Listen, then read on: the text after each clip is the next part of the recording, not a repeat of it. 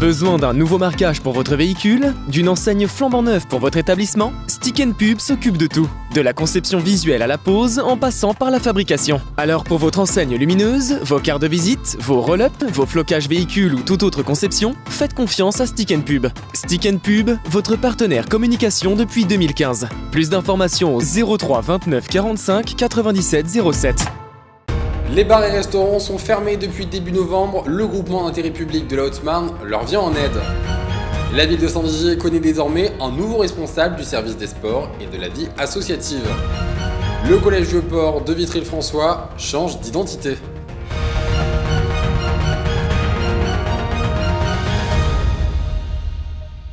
Bonsoir à tous, bienvenue dans notre journal du jeudi 21 janvier 2021. Débutons cette édition avec les restaurateurs et les bars qui ont baissé le rideau depuis l'annonce du reconfinement en novembre dernier. En un an, ces commerces-là ont été fermés administrativement plus de 6 mois. Cependant, les charges continuent de tomber.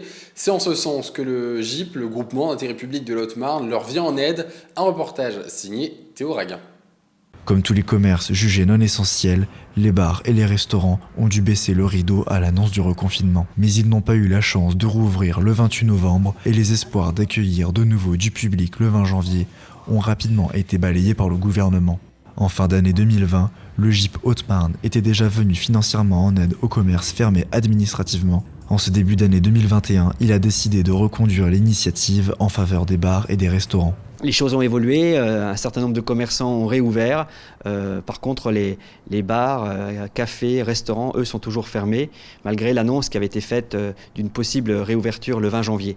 Donc aujourd'hui, le conseil d'administration a décidé d'accompagner une seconde fois les bars, restaurants de Haute-Marne, un peu plus de 300 entreprises qui pourront bénéficier à nouveau d'une indemnité forfaitaire. Cette nouvelle indemnité accordée par le GIP est la bienvenue et permet même à certains commerces de ne pas mettre la clé sous la porte. Bien sûr, ils sont nécessaires à la survie de nos commerces. Alors après, chaque cas est particulier. Il y a des gens qui souffrent plus que d'autres, il y a des gens qui ont plus de charges que d'autres.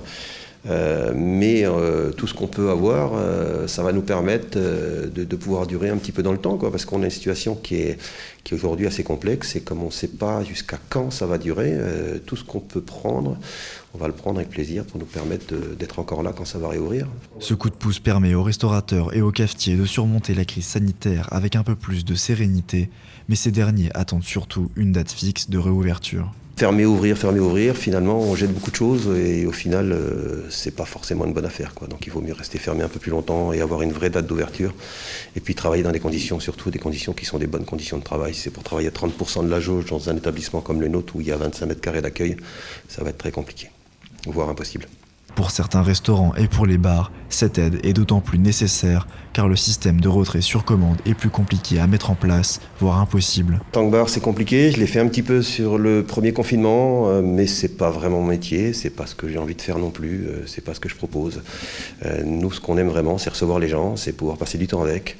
Et ça, c'est la base de notre métier et c'est ce qu'on peut pas faire en ce moment, quoi. Donc effectivement, si vraiment demain il y a besoin de faire un peu d'emporter, on restera un petit peu à l'occasion, quand on a des clients qui nous appellent, des connaissances pour avoir quelque chose, on fait bien évidemment, mais c'est vrai que c'est pas le cœur de notre métier.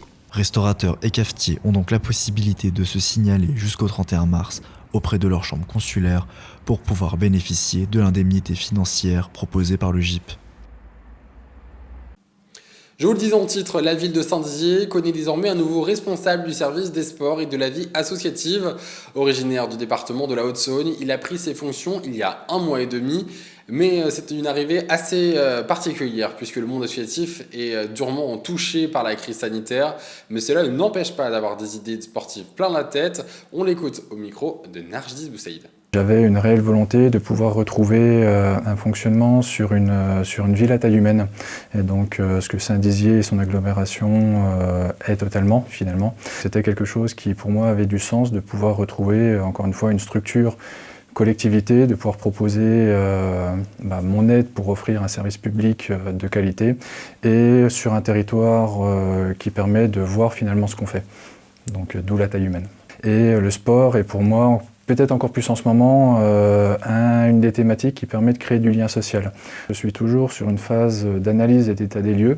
L'idée n'est absolument pas de révolutionner quoi que ce soit, c'est justement de pouvoir identifier ce qui se fait déjà bien, de pouvoir s'appuyer dessus, de pouvoir pérenniser et de pouvoir apporter un petit peu de cadre, des règles de fonctionnement. Donc c'est d'apporter une équité pour la pratique du sport un petit peu pour tous. Là la difficulté c'est que depuis que j'ai pris mes fonctions, on est un petit peu en mode dégradé avec le Covid. Donc c'est vrai que l'activité a repris, s'est arrêtée, est partielle. Donc c'est un petit peu compliqué de pouvoir avoir un réel avis par rapport à ça. Mais j'ai hâte finalement qu'on arrive à sortir un petit peu de cette crise sanitaire. Je suis agréablement surpris justement du sport sur Saint-Dizier et de l'accompagnement qui est proposé à l'heure actuelle par la ville et l'agglo aux différentes associations et aux clubs, que ce soit à travers des subventions, que ce soit par rapport au parc d'équipement, et c'est une très bonne surprise. Et merci à Nicolas Fontaine pour les images. Poursuivons cette édition avec l'image du jour justement, et c'est un cliché assez symbolique pour les Barisiens. En effet, le cinéma Le Colisée, implanté rue Notre-Dame, est en train d'être démonté. Les anciennes affiches de films ont été retirées ce matin, ainsi que les panneaux d'éclairage marquant la fin d'une ère. Mais les habitants de Bar-le-Duc pourront tout de même profiter du 7e art grâce au cinéma Confluence qui ouvrira ses portes lorsque le gouvernement l'aura décidé. Allons dès à présent dans la Marne, à Vitry-le-François, au collège Vieux-Port, qui désormais ne s'appelle plus ainsi. En effet, depuis le 1er janvier 2020, ce collège est devenu le collège Gisèle Probst, en honneur à la résistance et déportés vitriates. Un reportage réalisé avec Théo Raguin et Julien Carré. Il ne vous reste que quelques temps pour profiter de ce panneau d'affichage, car depuis le 1er janvier 2021, on ne parle plus du collège Vieux-Port, mais bien du collège Gisèle Probst. Suite au décès de Gisèle Probst, qui est une résistante et déportée vitriate, l'ordre de la Légion d'honneur a souhaité nommer un établissement du Vitria justement du nom de Gisèle Probst. Résistante et déportée dans le camp de concentration de Ravensbrück durant la Seconde Guerre mondiale, elle avait un lien privilégié avec le collège car elle venait régulièrement y raconter son histoire aux collégiens. Elle est beaucoup venue dans les années 90 en fait, sur environ une dizaine d'années. Et donc elle venait souvent accompagner aussi d'autres résistants parfois. Et elle avait une assez forte personnalité et en général elle était prête à émouvoir les élèves vraiment parce qu'elle leur amenait notamment sa tenue de déportée. Enfin, il y a eu des heures assez émouvantes dans l'ensemble qui se sont déroulées. Qui dit changement de nom dit également changement de logo, et ce sont les élèves de la 5e à la 3e de l'option art plastique qui ont pour mission de créer la nouvelle identité graphique de l'établissement. Comme le collège avait d'une manière une nouvelle identité, je trouvais ça bien que les élèves puissent vraiment s'approprier en fait le nouveau nom du collège et créer un logo pour vraiment que ce soit vraiment leur collège en fait qui puisse s'investir, pas juste venir étudier et apprendre et puisse vraiment prendre part à tout plein de projets différents et notamment en art plastique avec la création d'un logo.